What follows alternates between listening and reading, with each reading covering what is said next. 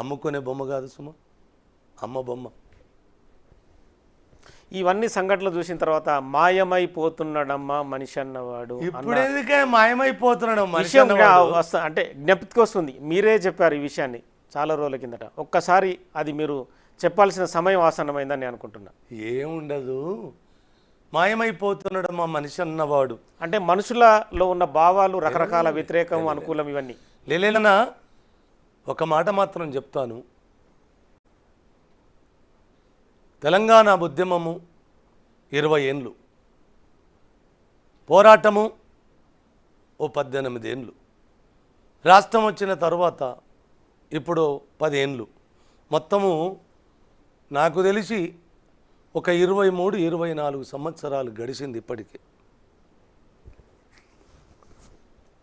ఈ గడిచినదల్లా తెలంగాణ రాష్ట్ర సిద్ధి వరకు కులాలకు అతీతంగా మతాలకు అతీతంగా ఒక్కకుటి అందుకోసం ఇందులో ఒక పదం వాడతాను, బడుల గుడులతో పల్లెల.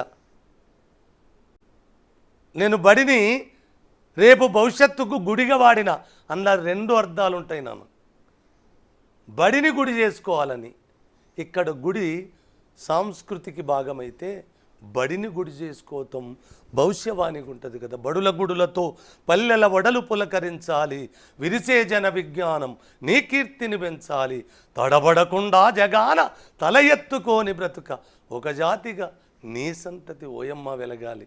ఎందుకంటే ఆ 10-14 10-18 ఏండ్లు అలా ఒకే కుటుంబంగా బతికినాం కాబట్టి ఆ చరణం రాయవలసి వచ్చింది.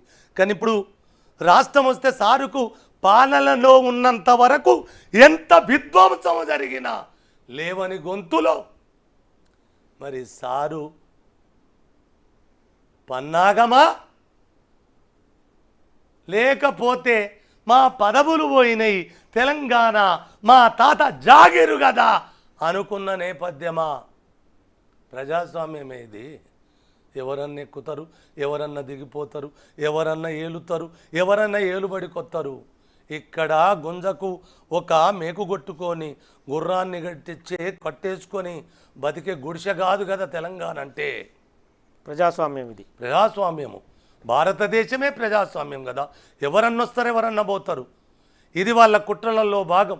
మనుషులను విడదీయడం, మనుషులను విడదీయం, మనుషులను ఇరుగ్గొట్టడం. అందుకే ఒక్కసారి ఇదైతే మాయమైపోతున్నాడన్న వీటన్నిటికీ సమాధానం చెప్పాల్సిందే. వాటికి ఆ పాటల్లో ఇప్పుడు అది వద్దు, ఎండింగ్లో అంటే ఎండింగ్ కాదు. వాళ్ళు విమర్శకులు కావచ్చు, మనకు అనుకూలులు కావచ్చు, ఎవరైనా సరే ఏది జరగాలనో అది జరగని నాన్న. కాలం విసిరిన ఖడ్గానికి తెగిపడని తలుంటుందా నాన్న ఈ భూమి మీద?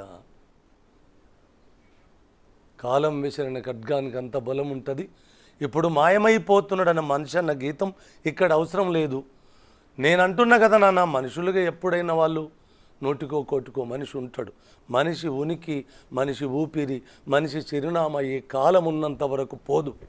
కానీ ఇక్కడ మనుషులము మహాత్ములము అని చెప్పుకున్న వాళ్ళ దగ్గర మరగుజ్జుతనము ఆవహించినప్పుడు నానా, లేక దరిద్రం ఉండొచ్చు, అభ్యంతరం లేదు. కానీ లేకి దరిద్రమే కదా నీతికి జాతికి పెద్ద ప్రమాదం.